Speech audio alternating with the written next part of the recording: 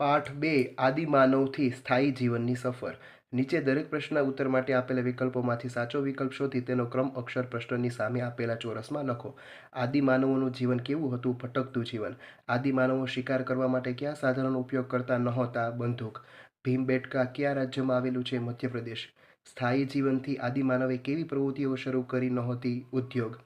આદિમાનવો એટલે આપેલ તમામ: ભટકતું જીવન જીવતા માનવીઓ, શિકાર કરીને જીવન જીવતા માનવીઓ, ખૂબ જ જૂના જમાનાના માનવીઓ. છઠ્ઠો પ્રશ્ન, માનવીની કઈ અવસ્થાને શિકાર કરવો અને એકઠું કરવું કહેવામાં આવે છે? આદિમાનવની અવસ્થાને. આદિમાનવો કયા પ્રાણીઓને શોધવા એક જગ્યાએથી બીજી જગ્યાએ ભટકતા રહેતા?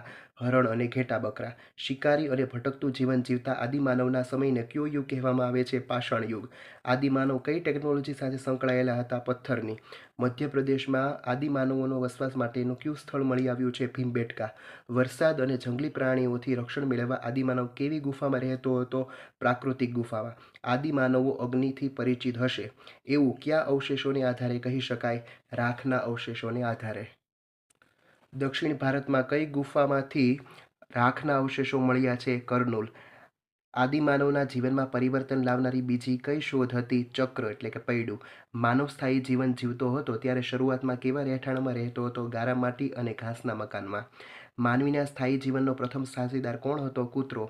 કઈ બે પ્રવૃત્તિઓએ આદિમાનવને સ્થાયી જીવન તરફ પરિવર્તિત કર્યા? ખેતી અને પશુપાલન. મેહરગઢ હાલ ક્યાં આવેલું છે? પાકિસ્તાનમાં. મેહરગઢમાંથી કોના અવશેષો મળી આવ્યા છે? ઘઉં, જવ, ઘેટા બકરા, પથ્થરના ઓજારોના. બિહારના કયા પુરાતન સ્થળેથી ભેંસ, બળદ અને ઓજારોના અવશેષો મળ્યા છે? ચિરાંદથી. ઇનામ ગામ ભારતના કયા રાજ્યમાં આવેલું છે? મહારાષ્ટ્રમાં. ઇનામ ગામમાં કેવા આકારના ઘર મળી આવ્યા છે? ગોળ. હવે ખાલી જગ્યાઓ પૂરો. આદિમાનવો વૃક્ષની છાલ અને પ્રાણીઓના ચામડાનો પોતાનું શરીર ઢાંકવા ઉપયોગ કરતા. વરસાદ અને જંગલી પ્રાણીઓથી રક્ષણ મેળવવા આદિમાનવ પ્રાકૃતિક ગુફામાં રહેતો હતો. મધ્ય ભારતમાં વિંધ્ય પર્વતમાળાથી કુદરતી ગુફાઓ મળી આવી છે. ભીમબેટકાની ગુફામાંથી આદિમાનવને દોરેલા લગભગ 500 જેટલા ચિત્રો મળી આવ્યા છે. આદિમાનવો નદી કિનારાથી આસપાસ ધાન્ય ઉગાડતા હતા. અનાજનો સંગ્રહ કરવા આદિમાનવે માટીના માટલા અને ઘડા બનાવવાની શરૂઆત કરી હતી. શરૂઆતમાં આદિમાનવ ખેતીના ઓજારો પથ્થરોમાંથી બનાવતો હતો. ઘઉં, જવ અને ઘેટા બકરાના હાડકાના અવશેષો હાલના પાકિસ્તાનમાં આવેલા મેહરગઢમાંથી મળી આવેલા છે. કોલ્ડીહવા પુરાતન સ્થળ ઉત્તર પ્રદેશમાં આવેલું છે. ઉત્તર પ્રદેશના મહાગઢામાંથી ચોખા, ઘેટા બકરા અને પથ્થરના ઓજારોના અવશેષો મળી આવ્યા છે. ગુજરાતના લાંઘણજમાંથી માનવ વસાહતો અને ગેંડાના અવશેષો મળી આવ્યા છે. બુર્જહોમ અને ગુફક્રાલ પુરાતન સ્થળ કાશ્મીર રાજ્યમાં આવેલું છે. મેહરગઢને પ્રાચીન ભારતનું સૌથી પ્રાચીન ગામ ગણી શકાય. આદિમાનવોએ લંબચોરસ ઘરોમાં અનાજ સંગ્રહ કરવાના કોઠાર બનાવ્યા હતા. મહારાષ્ટ્રના ઇનામ ગામમાંથી બાળકોના મૃતદેહો મળી આવેલ છે. ચાલો એના પછી ખરા ખોટા. સ્થાયી જીવન શરૂ થતાં આદિમાનવે હિંસક પ્રાણીઓ પાળવાનું શરૂ કર્યું. ખોટું. પાષાણ યુગમાં પથ્થરોના હથિયારનો ઉપયોગ થતો હતો. સાચું. ભીમબેટકામાં આદિમાનવ સિંહ અને વાઘના ચિત્રો દોરેલા છે. ખોટું. ભીમબેટકાની ગુફામાં પ્રાકૃતિક રંગથી ચિત્રો દોરેલા છે. સાચું. આદિમાનવો લોખંડના ઓજારોનો ઉપયોગ કરતા હતા. ખોટું. આદિમાનવો શરીરને ઢાંકવા કાપડનો ઉપયોગ કરતા હતા. ખોટું. આદિમાનવોએ ગુફાઓની ભીતો પર ચિત્રો દોર્યા હતા. સાચું. અગ્નિની શોધ એ માનવ જીવનની ક્રાંતિકારી શોધ છે. સાચું. આદિમાનવ લોખંડમાંથી ચક્ર પૈડું બનાવતો હતો. ખોટું. ઘાસના ક્ષેત્રો ઊભા થવાથી તૃણાહારી પ્રાણીઓની સંખ્યા વધવા લાગી. સાચું. આદિમાનવો દૂધ માટે પશુઓ પાળતા હતા. સાચું. આદિમાનવો ખેતીના ઓજારો પથ્થરોમાંથી બનાવતા. સાચું. આદિમાનવો ધાતુના વાસણોમાં રસોઈ બનાવતા. ખોટું. મેહરગઢના લોકો ગોળાકાર ઘરોમાં રહેતા હતા. ખોટું. ઇનામ ગામના લોકો બાજરી અને જવ પકવતા હતા. સાચું. ચાલો એના પછી જોડકા. ઘઉં, જવ, ઘેટા બકરા અને પથ્થરના ઓજારો ક્યાંથી મળી આવેલા છે? તો કે મેહરગઢ હાલ પાકિસ્તાન. ચોખા અને પ્રાણીઓના હાડકાં ક્યાંથી મળી આવેલ છે? તો કોલ્ડીહવા ઉત્તર પ્રદેશ. માનવ વસાહતો અને ગેંડો લાંઘણજ ગુજરાત.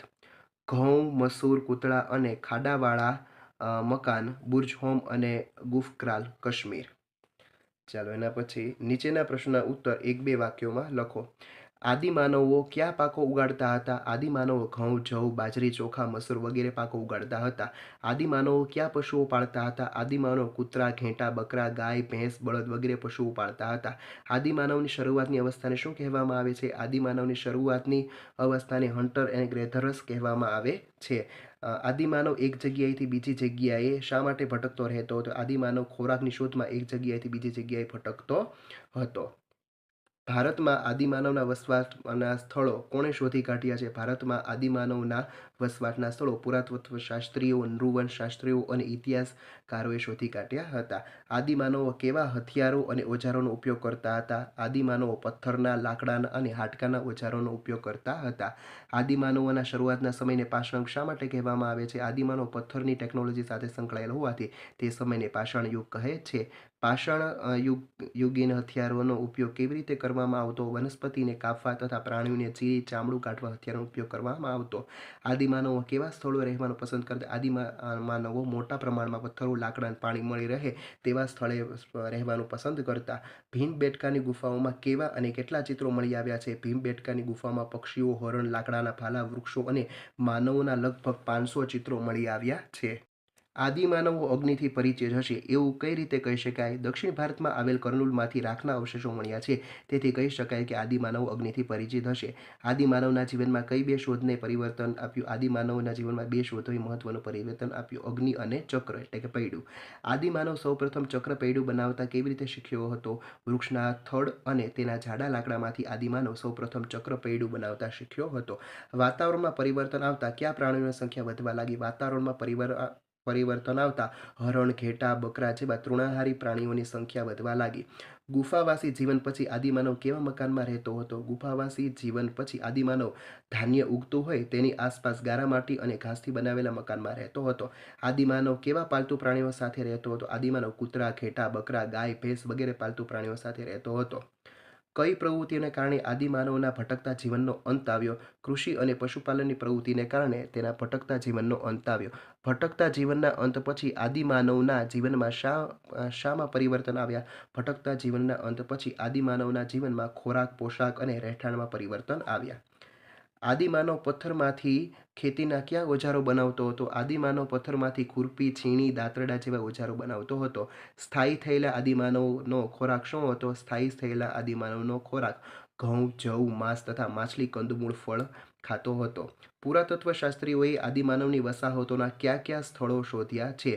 બુર્જ હોમ, ગુફક્રાલ, ઉરંગી, મેહરગઢ, લાંગણજ, ભીમબેટકા વગેરે સ્થળો પુરાતત્વશાસ્ત્રીએ શોધ્યા હતા. બાળકોના મૃતદેહોના અવશેષો ક્યાંથી મળી આવ્યા હતા? બાળકોના મૃતદેહના અવશેષો મહારાષ્ટ્રના ઇનામ ગામ સ્થળેથી મળી આવ્યા હતા.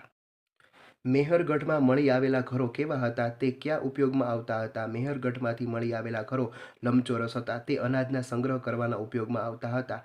આદિકાળમાં મનુષ્ય શબની સાથે બકરીને દફનાવવાનો પુરાવો કઈ માન્યતા સૂચવે છે? મેહરગઢમાં મનુષ્યના શબની સાથે બકરીને દફનાવવાનો પુરાવો મળ્યો.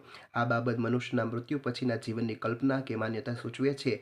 ભીમબેટકાની ગુફા ક્યાં રાજ્યમાં આવેલી છે? ભીમબેટકાની ગુફા મધ્યપ્રદેશમાં આવેલી છે. ચાલો એના પછી કારણો આપો. આદિમાનવો પ્રાકૃતિક ગુફામાં રહેતા હતા કારણ કે શરૂઆતના સમયમાં આદિમાનવો ભટકતું જીવન જીવતા હતા. તેઓ જ્યાં હરણ, ઘેટાં, બકરા જેવા પ્રાણીઓ અને પાણી મળી રહે તેવા સ્થળો શોધતા. આથી જ્યાં સારા પથ્થરો મળી રહે ત્યાં રોકાતા અને હિંસક પ્રાણીઓ અને વરસાદથી રક્ષણ મેળવવા તેઓ પ્રાકૃતિક ગુફામાં રહેતા હતા. અગ્નિના ઉપયોગથી આદિમાનવના જીવનમાં ક્રાંતિકારી પરિવર્તન આવ્યું કારણ કે અગ્નિની શોધ પછી આદિમાનવ નીચે દર્શાવેલી પ્રવૃત્તિમાં અગ્નિનો ઉપયોગ કરવા લાગ્યો: માંસ પકવવા માટે, ગુફામાં અંજવાળું કરવા માટે, તાપણું કરી જંગલી પ્રાણીઓને ભગાડવા માટે અને ઠંડી સામે રક્ષણ મેળવવા. ચાલો ત્રીજું, આદિમાનવના સમયને પાષાણ યુગ કહેવામાં આવે છે કારણ કે આદિમાનવનું જીવન પથ્થર સાથે જોડાયેલું હતું. તેના હથિયારો પથ્થરના હતા. તેની ગુફાઓ પણ પથ્થરની હતી. આમ આદિમાનવના પથ્થરની ટેકનોલોજીની સાથે સંકળાયેલા હોવાથી આ સમયને પાષાણ યુગ કહેવામાં આવે છે. ચાલો એના પછી 7મો પ્રશ્ન. નીચેના પ્રશ્નના ઉત્તર ટૂંકમાં લખો. આદિમાનવ કયા કયા ઓજારો બનાવતો હતો? ઓજારોને તે ક્યાં ક્યાં ઉપયોગ કરતો હતો? આદિમાનવ પથ્થર, લાકડા કે હાડકાના ઓજારો બનાવતો હતો. આદિમાનવ આ ઓજારોનો ઉપયોગ વનસ્પતિઓને કાપવા અને પ્રાણીઓને ચીરીને તેમની ચામડી કાઢવામાં કરતો. આ ઉપરાંત તે ખેતીના ઓજારો જેવા કે ખુરપી, છીણી, દાંતરડા વગેરે બનાવવા માટે અને તેને ખેતી કરી શકતા એનાથી અને ખેતી કરતા. એના પછી બીજો, વાતાવરણમાં પરિવર્તન આવવાથી આદિમાનવના જીવન પર શી અસરો થઈ? 4 મુદ્દા લખો. પહેલો મુદ્દો, વિશ્વમાં ઘણી જગ્યાએ ઘાસના ક્ષેત્રો ઊભા થયા, પરિણામે તૃણાહારી પ્રાણીઓની સંખ્યા વધવા લાગી. વાતાવરણમાં ફેરફારને કારણે ઘાસ અને વનસ્પતિની સાથે ઘઉં, જવ જેવા ધાન્યો ઉગવા લાગ્યા. ખેતીની શરૂઆત થતાં ખેતરોની આસપાસ માટી અને ઘાસના કાચા મકાનો બનાવી રહેવા લાગ્યા. ગાય, ભેંસ, બળદ જેવા પાલતુ પ્રાણીઓ સાથે રહેવા લાગ્યા. ચાલો એના પછી ત્રીજું, સ્થાયી જીવન પછીની આદિમાનવની પ્રવૃત્તિઓ જણાવો. સ્થાયી જીવન પછીની આદિમાનવની પ્રવૃત્તિઓ નીચે મુજબ છે. પાણી મળી રહે તેવી જગ્યાએ પાક તૈયાર કરવો, એકઠા થયેલા અનાજના સંગ્રહ કરવા, કોઠાર અને માટીના ઘડા બનાવવા, ખોરાક માટે અનાજ, ફળ, માંસ એકઠા કરવા, ખુરપી, છીણી, દાંતરડા જેવા ખેત ઓજારો બનાવવા. આદિમાનવ પ્રાણીઓનો ઉપયોગ કેવી રીતે કરતો હતો? પહેલું, આદિમાનવ શિકારી અને ભટકતું જીવન જીવતો. ત્યારે હરણ, ઘેટાં જેવા પ્રાણીઓનો શિકાર કરીને ખાતો. તેમના ચામડાનું શરીર ઢાંકવા માટે ઉપયોગ કરતો. તેણે પ્રાણીઓને મિત્ર બનાવ્યા. કૂતરો તેનો પ્રથમ સાથીદાર હતો. કેટલાક પ્રાણીઓને પાલતુ બનાવ્યા. પરિણામે પશુપાલનની શરૂઆત થઈ. 8મો પ્રશ્ન, નીચેના પ્રશ્નના ઉત્તર લખો. સ્થાયી જીવન માટેની શરૂઆત શા માટે ઊભી થઈ? આદિમાનવ શરૂઆતમાં ખોરાકની શોધમાં ભટકતું જીવન જીવતો હતો. લગભગ 12,000 વર્ષો પહેલાં વિશ્વભરના વાતાવરણમાં વ્યાપક પરિવર્તન આવતા વનસ્પતિ અને ઘાસના ક્ષેત્રો ઊભા થયા. પરિણામે ધીમે ધીમે કૃષિ અને પશુપાલનની પ્રવૃત્તિઓની શરૂઆત થઈ. કૃષિના પાકને ઉગતા સમય લાગે છે, તેથી તે જગ્યા છોડીને જઈ શકાતું નહીં. તેને પાણીની જરૂર પડે છે.